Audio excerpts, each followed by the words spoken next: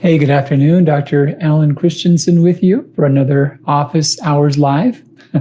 Hope you're doing good. Hope your summer's going well so far and you're doing well with our unusual time and whatever level of shelter in place or social isolation you've got going on. So yeah, I hope you're doing well.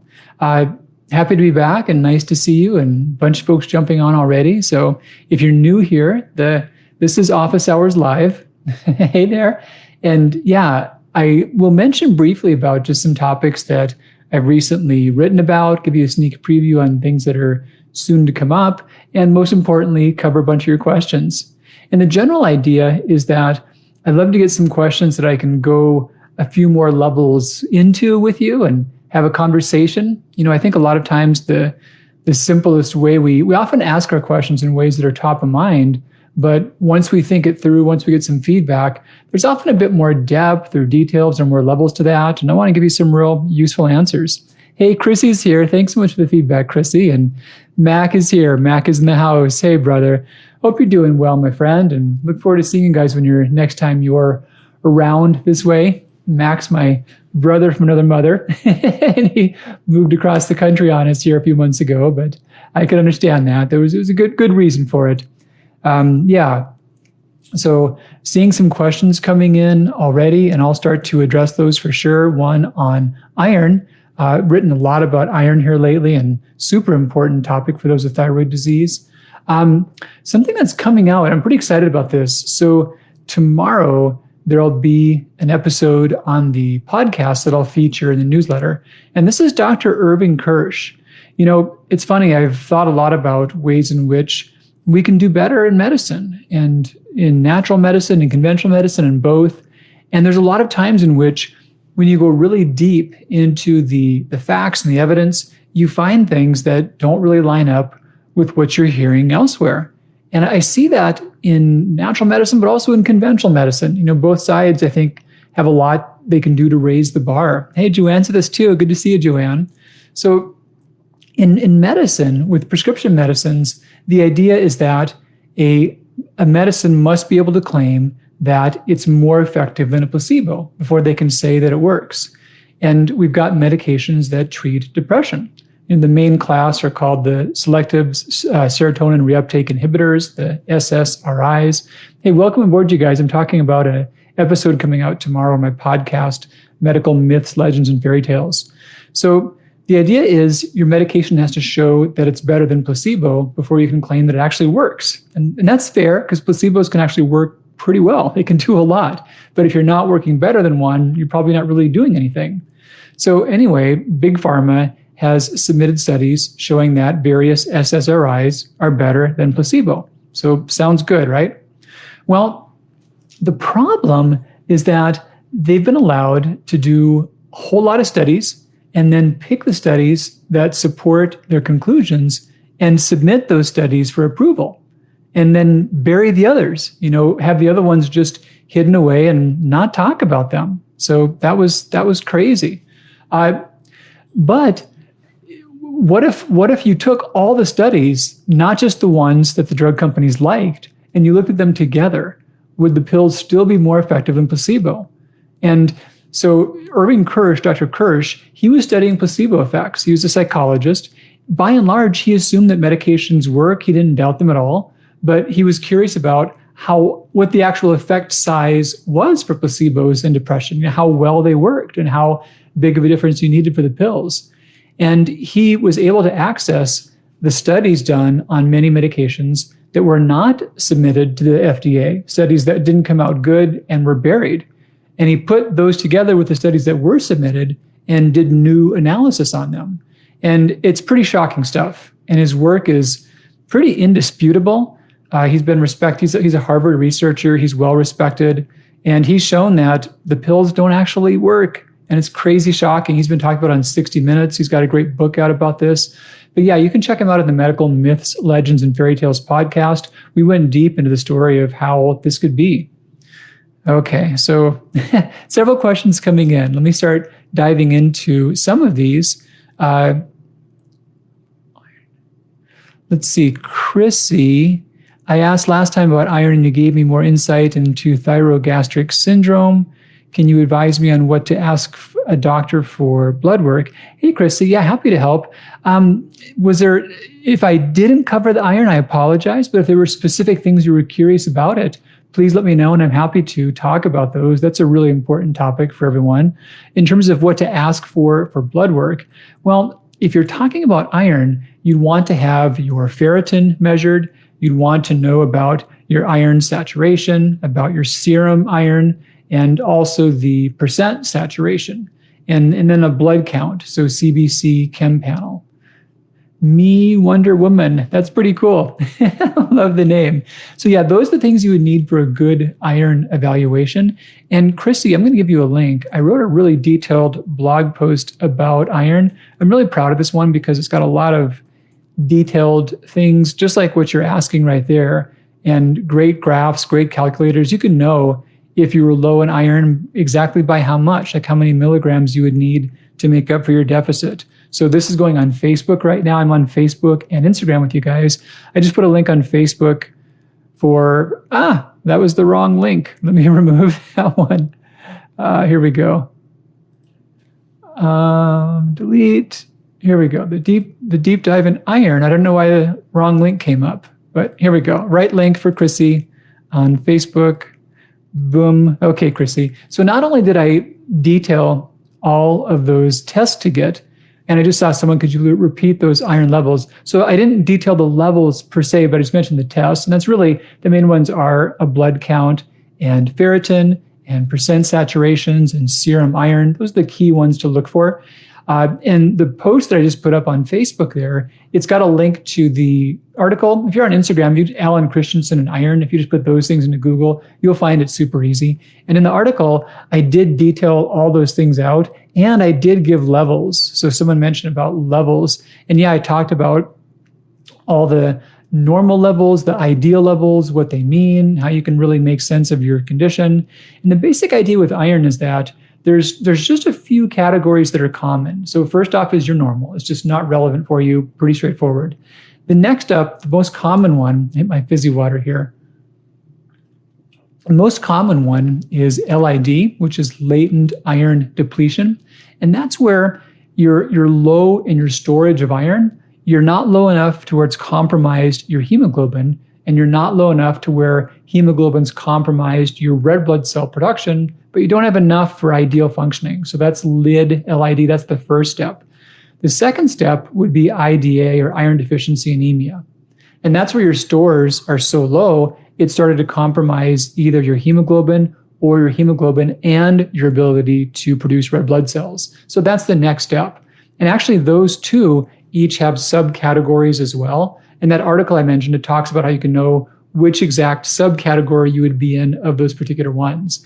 And once you know that, you can then take a peek at just comparing your body weight against your subcategory, and you could know exactly how many milligrams of iron your body is lacking. You know, how many milligrams you would need to get yourself topped off again. And that answer will be between about 500 and 2,000 milligrams, but it shows you that in the blog. So yeah, really cool thing. I'm happy about that, and I've never seen anything quite like it before.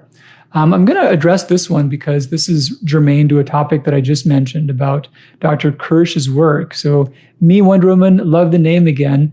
I'm interested in your research on SSRI and placebo. I'm a brain injury specialist, and our patients on SSRI also have shown some increased return of motor function with use of SSRI. What are your thoughts? Yeah, awesome. Thank you for that. Honestly, I'm not aware of that work, quite plausible, but the work that I was referring to was that of Dr. Irving Kirsch. It wasn't any work that I personally generated, and he was looking at the effects of SSRIs on depression specifically.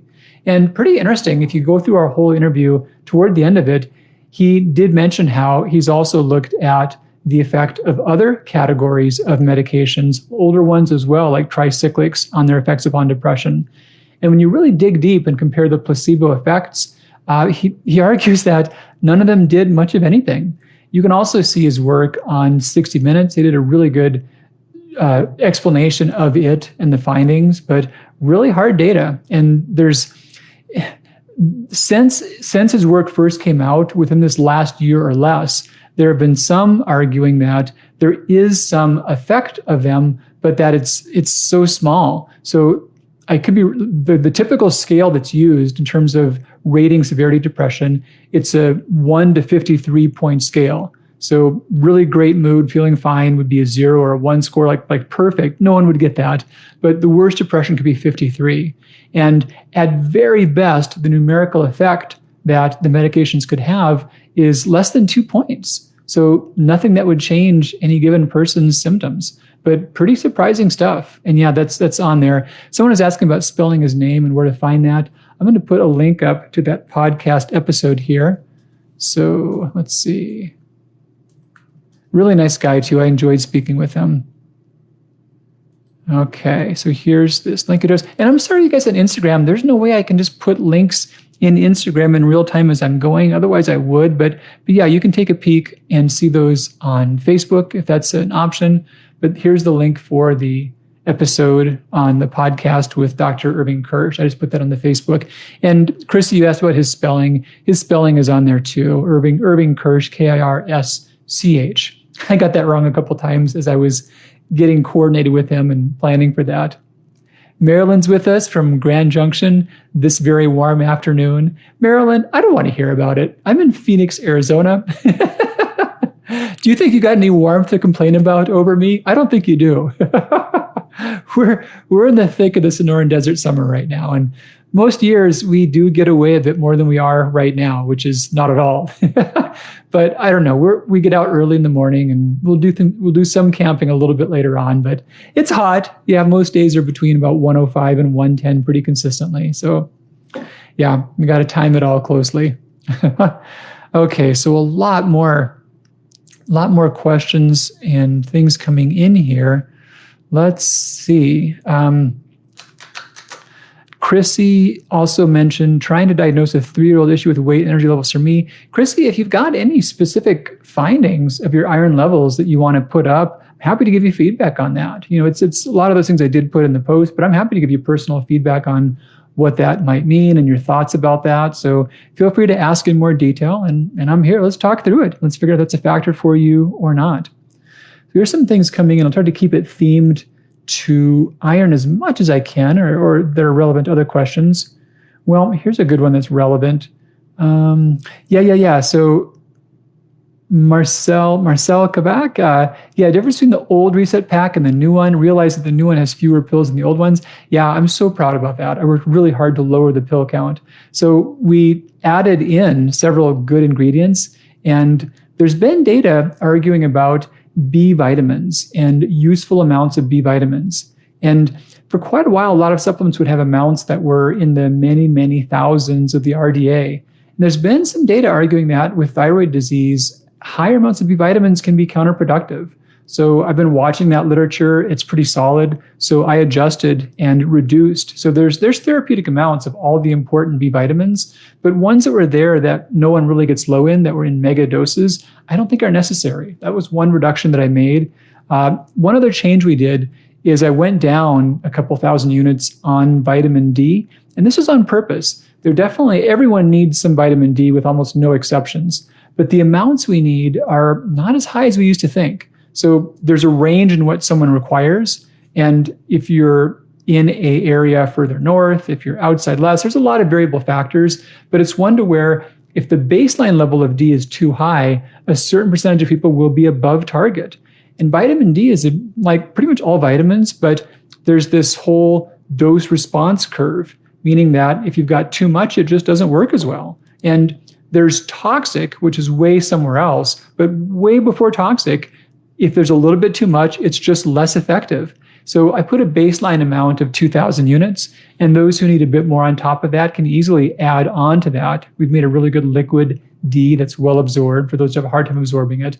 But yeah, the baseline amount, there were many to where consuming even 4,000 units, it would put them above the range of 30 to 50 nanograms per mil.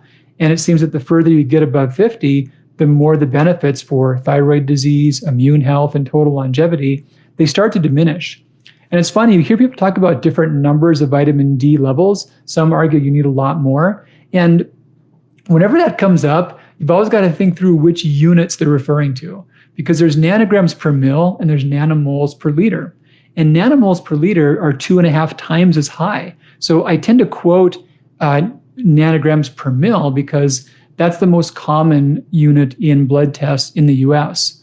But the most common unit reference in most research studies is nanomoles per mil, per liter, I'm sorry. So that's much higher.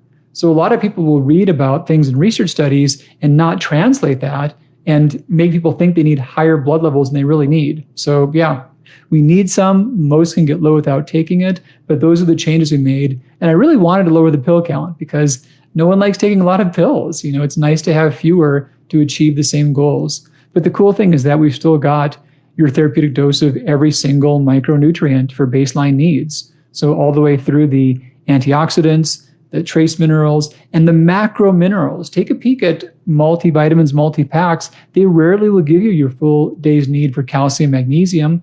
They rarely have the essential fats, so it's covering just all those bases. Okay, enough on that. Back to another iron one. So if you increase your ferritin by taking iron to an acceptable level, do you just stop supplementing and retest? You know, great question. Short answer is yes. The practical answer is it's often hard to do. If your ferritin is well below target and you bring it up just fine, that's awesome. Many people cannot achieve that. But if yours does come up, in a little more detail, the article I talked about mentioned something which is really counterintuitive. You would think that the point at which you get deficient and get symptoms, that once you get back above that point, you would feel better, right? That seems really intuitive. But that's just not how it plays out. So what happens is the point at which, I'm just going to adjust these cameras a little bit. There we go. The point at which you find yourself deficient in iron, say that's down here, once you get past that point, you may still be symptomatic. You often have to get to a higher point before those same symptoms go away. It doesn't make sense, but it's how it works. So put a number out, say like 40 nanograms per mil for ferritin. If you get below that, you might have hair loss. Well, once you get back up to 50, the hair loss might not stop. So it takes more of a deficiency to cause symptoms, but you've got to get even higher than what it took to cause them to reverse them. So with thyroid disease and thyroid symptoms, you may need to get above 100 to reverse those symptoms, even if you didn't get them when you first dipped below 100. So you've got to like build up and then some before you really feel the difference all the way. So that's how it often works and not very intuitive. Okay, grab a few more comments here. So here's one, Amanda currently doing a reset diet. It's been 2.5 weeks. First week I lost lots of weight and waist. That's awesome, Amanda. Second week, no loss at all. Feeling frustrated, having a hard time continuing. Hey, Amanda, are you on our Facebook group for the Metabolism Reset Challenge? If not, please do jump on that and please share your feedback there. I ask that because I think it's more meaningful when other users tell you their experience than just me saying what people experience. I think it's more powerful from them. But what would happen is that scores of people will jump on and tell you, stay the course, because yeah, that can happen. You can see dramatic results 1 week, you can plateau for a week, you can start getting good results again. Maybe you see nothing for the first 2-3 weeks. It all happens at the end. It goes that way too. So stick with it. And if I had a magic wand, it would be like clockwork, I don't know, ½ inch, a pound a day, whatever, it would always be predictable each day, but it's not how the body works. So stay the course. And please know that your experience is totally normal. And scores of people who have done this and had great results have had times where they plateaued for a little bit. So do not despair at all. It's totally normal. And if you're doing all the right things, just troubleshoot and go through some of the issues that may come up of people. Easy ways you can make some mistakes, like things besides the unlimited foods for snacks, such as fruit or nuts or seeds. Also, over-exercising can be a really common pitfall. I've seen that affect people so many times. And that's also not one you would think of, because you'd think, well, I'll even get better results if I do more exercise, but you don't. So just double check all the details in the plan, look at some of those big pitfalls. But please, Amanda, if you're not already, jump on that page and get active. You'll find such good support. And yeah, I'm happy to tell you what people say, but it's more powerful when people say it themselves and they share their experience with you directly. So check that out for some more ideas. Okay. Corey's here with us, jumping in late. Apologies if you've answered this. What is a thorough blood work panel to start over again with? I've not had my hypo med in almost a year. Oh my goodness, that's too long. I'm completely clean of medication going in this week and have my PCP draw anything. Please advise. Then I can get into IH for an appointment. Hey, Corey, awesome question. I'm going to give you a link here to answer that one really well. And I'm going to put in Alan Christensen, thyroid testing. There we go. And here's the testing your thyroid definitive guide. And this one gives all of that. So here's more detail if you like, Corey. I'm going to put this here in the comments if anyone else is looking at this too. So there's that. And Corey, I'm also going to put a few quick lab codes just to save you time, just so you won't have to, if you want to read that and get a deep dive, it's there for you. But if you want like just the quick things to ask for, I'm going to make that really easy for you and put that in here too. So I would get a CBC, chem panel, let me get out of all caps, ferritin, iron panel, A1C, TSH, free T3, free T4, thyroid antibodies, thyroglobulin, and AM cortisol, lipid panel. And if you've not had it before, lipoprotein A, that's one thing, everyone should check that at least once. I've not mentioned that for a little while, but I just put that in the comments there.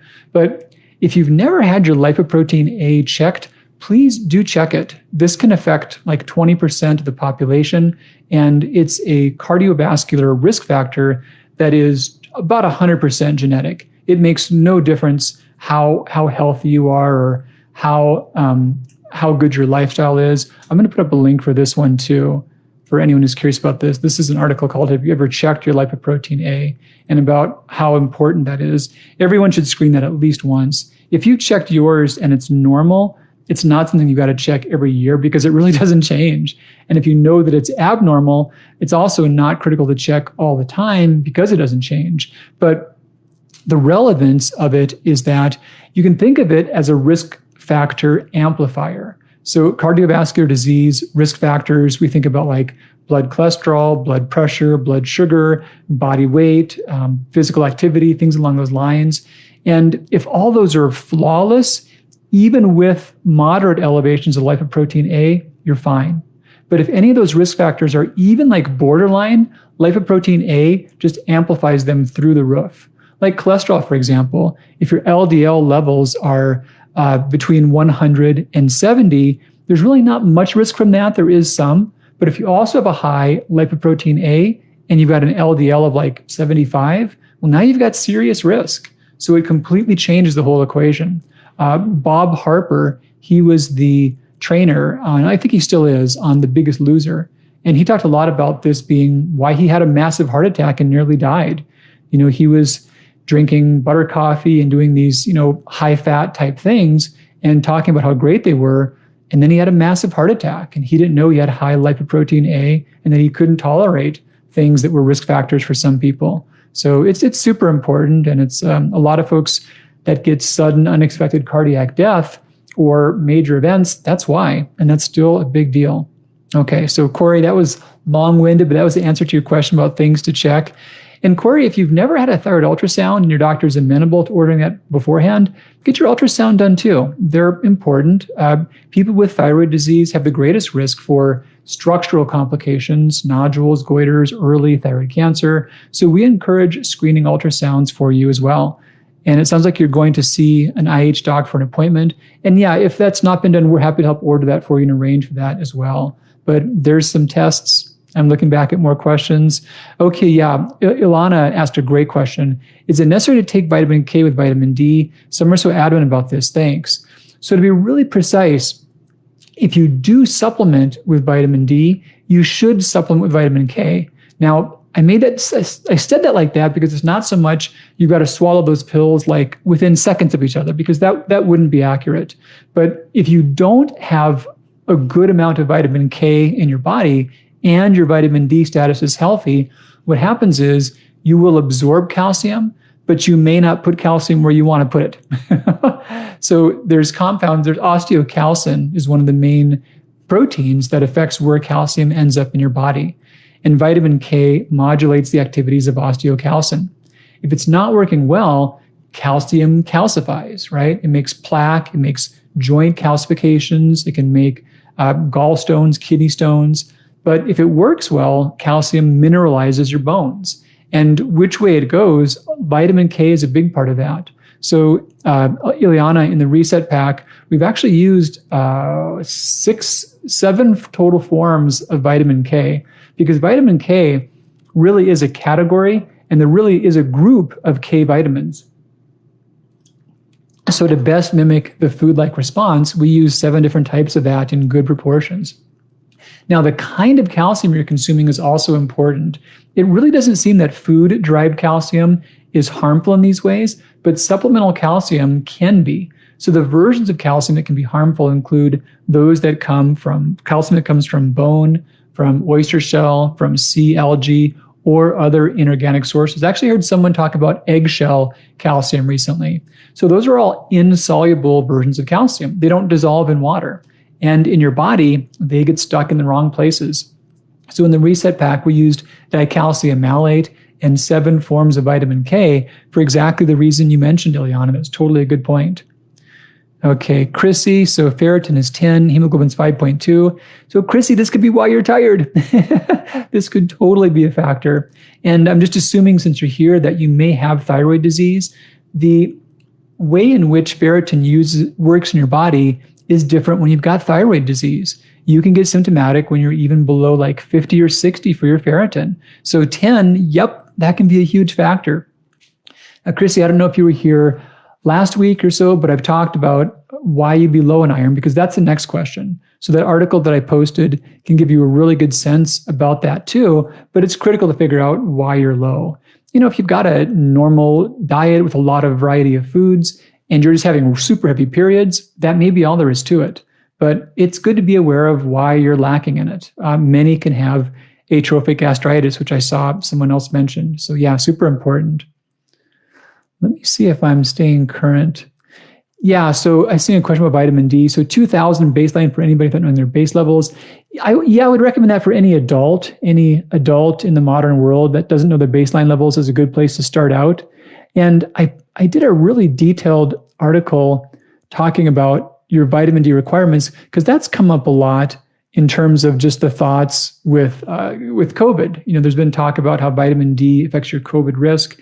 And it made me concerned, maybe wanted to mention vitamin D again, because the thoughts that often come up get to be reactionary. Like, the more the better. Like, you've got to take tons and tons of it.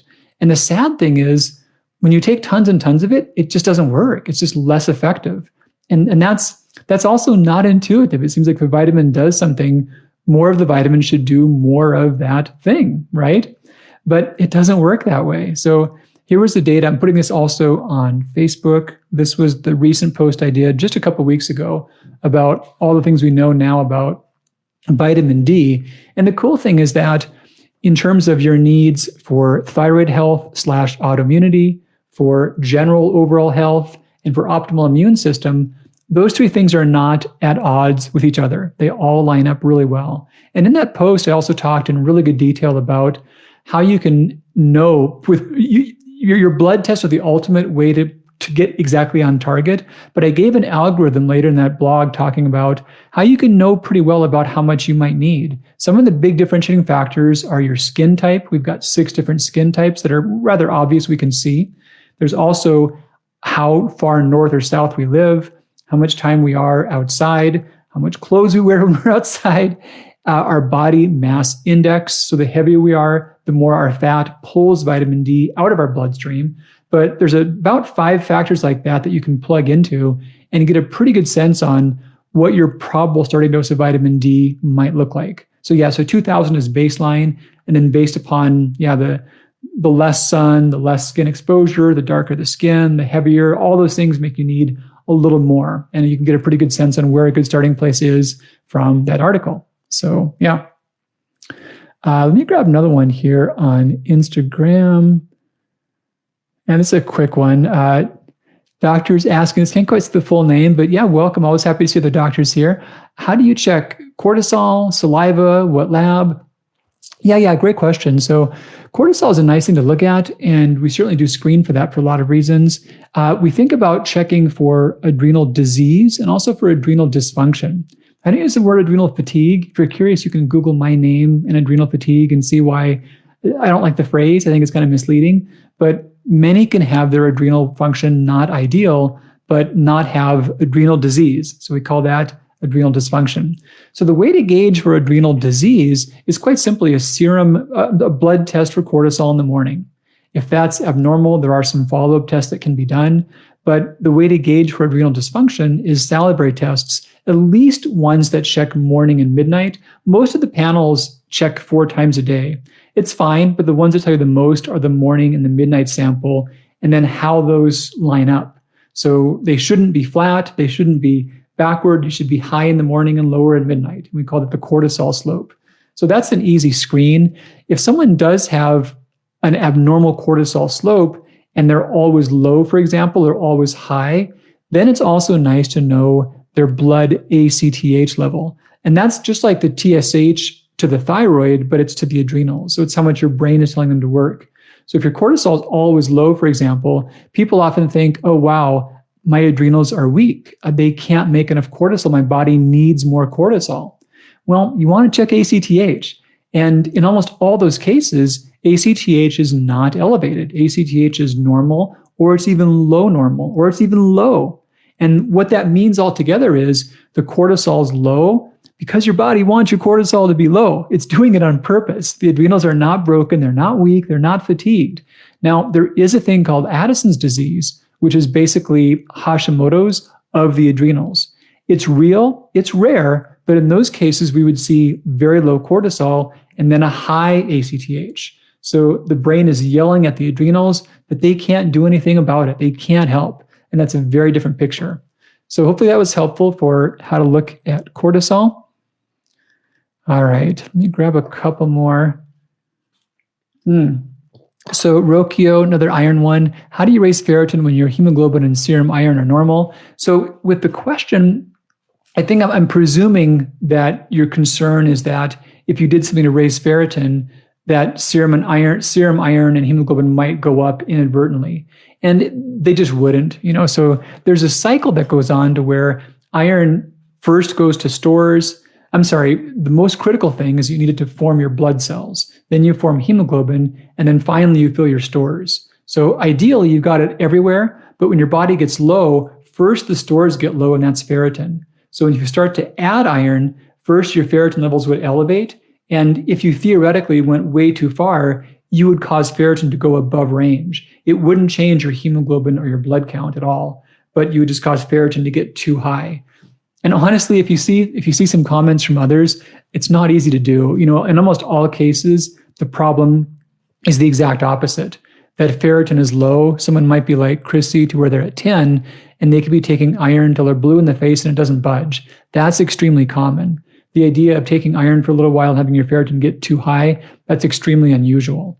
Now, having said that, I talked about latent iron depletion and about iron deficiency anemia. But I didn't mention anemia of chronic disease. That's another category. It's not like 1, 2, 3, 3, 2, 1. It's just 2 things here and 1 thing there that are different. So anemia of chronic disease, that's where your body has put all of your iron into storage on purpose. There are some inflammatory conditions that are better when your body has iron in stores and not in circulation. Sometimes that can be infections, certain cancers that can be present, other types of autoimmune disease. And in those cases, what we see is anemia. We'll see low hemoglobin, perhaps also low blood counts, but we'll see elevated ferritin, which is the exact opposite of latent iron depletion or iron deficiency anemia, right? It's the exact opposite. And in those cases, it's hugely critical to know why is that going on. Fatty liver is one of the most common causes of that, but that's anemia of chronic disease. So if you're taking supplements, maybe you didn't need to, but if you've got a pattern showing that serum iron is low, that hemoglobin's low, the blood count is low, and ferritin is up, that doesn't mean you're taking too many supplements or eating too much iron. It means your body has some chronic inflammatory condition. And job one is to know what is that condition and what can be done about it. And once that's known, there are times to where in those conditions, it's helpful to treat the iron deficiency because there's still an iron deficiency. But there's many cases where it's not helpful to treat it. So yeah, so that's a whole different thing. I should have had more water here. I'm getting a little dry and my fizzy water's almost out. Let me get a couple more questions here. Okay, Annalyn, thank you for this. You said in the Eat Everything video in your thyroid program, you like to make mashed potatoes without milk and butter, but instead use chicken broth. What low iodine chicken broth do you recommend, or do you make it from scratch? Yeah, awesome question. The one that I use, which doesn't have added iodine in that or in significant amounts, is better than bouillon. And in general, there's not high amounts in most, but that's one that I've seen assays on, and I just use it. I love it. It's basically a thick paste. If you've not used it before, it'll come in glass jars, and it's just like concentrated bouillon. It's concentrated soup.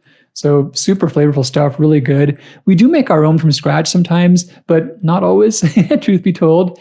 And we love to make some and then freeze it or have leftovers. But yeah, it's better than bouillon, is really handy. It's good stuff. It's all clean ingredients. That's the one I use the most. And Annalyn, what else? With potatoes, I love throwing in some green onions or scallions if we have them, or chives. Chives are really good if we have fresh chives. They're phenomenal in the mashed potatoes. So I shouldn't talk about this so close to supper time. Let's see. Hey, Diane. Good to see you there. A lot of more good questions. Let's see. Let me get one more here. This is one, Sports 2124. I'm not in medication because my numbers are normal, but I'm Hashi for 15 years. Can I continue without medication, only nutrition? For sure, I don't know the details of your scores. Many people can have normal levels, but not optimal levels. So if your TSH is above some threshold, it may be causing symptoms. It may be also causing risk factors. Take a peek, please, at my optimal. I'm going to put this link up on Facebook too. And this is a question from Instagram, but again, I can't put links up there. So let's see.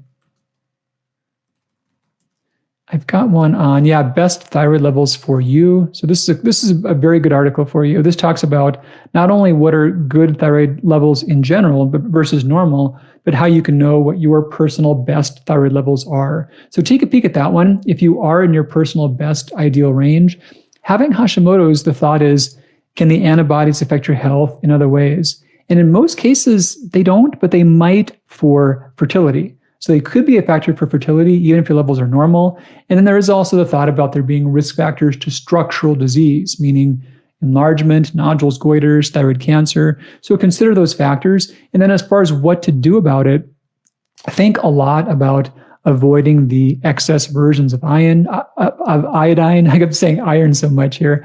Avoiding the excess sources of iodine, getting enough selenium, and staying tuned. I've got a book coming out. It's pre-order on Amazon right now, but it'll be a really good detailed answer to that question, how you can use your diet to get into a specific window to reverse autoimmune thyroid disease. Here's one that's related to a prior comment that I had. Big Susie, 31, life protein is 670, trying to keep risk factors low, always worried for my heart health in the future, okay to eat some beef, chicken, lamb in moderation, best to stay plant-based.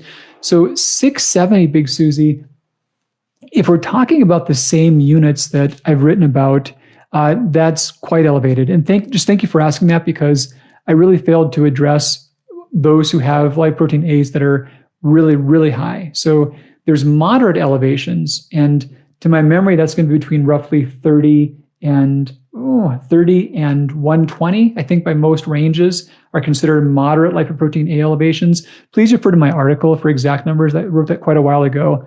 But then there's those who are extremely high, up in the many hundreds. I've not seen a 670, so I'm not sure if you're referring to the same units that I'm referring to, so there is that.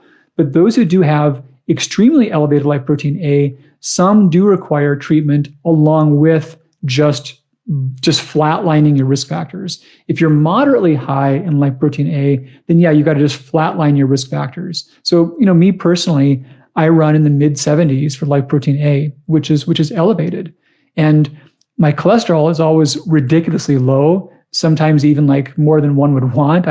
My total can be easily under 130 or something. But yeah, with the lipoprotein A being up, there's nothing further I can do for lifestyle that does change that. When you're higher than some range, some doctors will recommend aspirin, not because it lowers lipoprotein A, because it might lower some of the risks associated with lipoprotein A being higher. That's very specific. That's a very specific scenario. There are times too where some doctors may recommend antisense therapy, and there's also some versions of iontophoresis to where lipoprotein A is actually taken out of the blood when it's super high. So Big Susie, please do work with a good cardiologist. Hopefully you are already, but yeah, get their feedback about any other steps you would need to do for it being at that level. When it's up a little bit, just dialing in the lifestyle, like cholesterol I mentioned. If your cholesterol is below 70, then the mild to moderate lipoprotein A doesn't seem to have an added risk factor. But if it's LDL is even slightly above 70, then that really adds up. So yeah. Okay. Machalava, good to see you too. I think I'm winding down. Functional chem. Yeah. Interesting term, anemia of chronic disease. Yeah. So ACD, anemia of chronic disease. So we've got LID, IDA, LID, IDA, and ACD. ACD, it's not ACDC, ACD. Those are our main three categories. And LID is milder than IDA. So yeah, latent iron depletion is the mildest of those. And then iron deficiency anemia. So anemia means that the ability to transport oxygen has been compromised by the blood. So with anemias, you've got low levels of hemoglobin, you've got a low blood count, or both. So latent iron depletion, ferritin gets low, and the next stage of latent iron depletion, serum iron gets low, but hemoglobin and the blood count have not changed just yet. So once hemoglobin or the blood count change, then you're in iron deficiency anemia. And then over here, if you've got some version of an anemia, such as low hemoglobin, low blood count, but high ferritin, that's generally anemia of chronic disease. There are some things like genetic thalassemias that can be different, but by and large, that's the most common scenario for that. So, yep, hope that's helpful. All right, good to see you guys. And I think I'm going to go check out and see what's going on upstairs for dinner preparation and get some more water.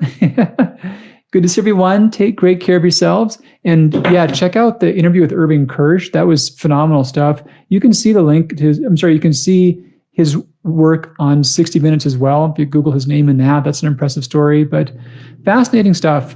All right. Have a good evening. See you guys next week, if not sooner. Bye-bye.